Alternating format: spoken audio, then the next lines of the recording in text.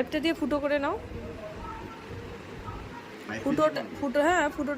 ফুটো করে নাও এরপরে। হ্যাঁ হ্যাঁ, এবার গ্লাসে দাও। ওকে, তোমরা দেখতে থাকো।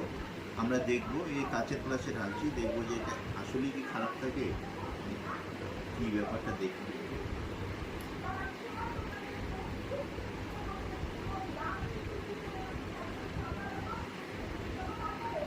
ফুটোটা ছোটো হয়েছে, খুব ঠিকঠাক বেরোচ্ছে না। এখনো অবধি ভালোই দেখা যাচ্ছে, রেজাল্ট এখনো অবধি পজিটিভ।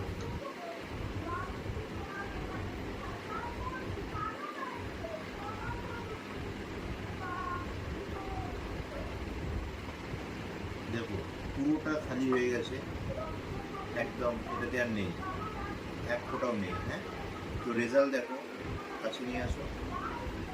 দেখো আমরা কিন্তু এটার মধ্যে কোনো নেগেটিভিটি পাইনি, পরিষ্কার পরিচ্ছন্ন। জানি না অন্যদের কীভাবে থাকে, তবে এটা একদম পরিষ্কার ছিল। এটার ডেটটা একটু দেখে নেব। এটার এক্সপায়ার ডেটটা একটু দেখে নেব।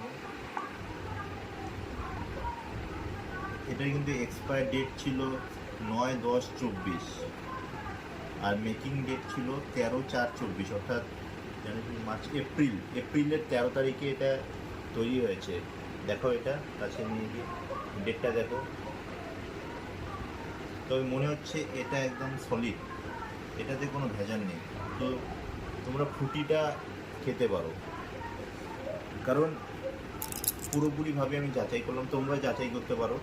আর তোমাদের সঙ্গে যদি এর বিপরীত কিছু, অর্থাৎ পজিটিভিটি তোমরা যদি পেয়ে থাকো, তাহলে কমেন্টে জানাতে পারো।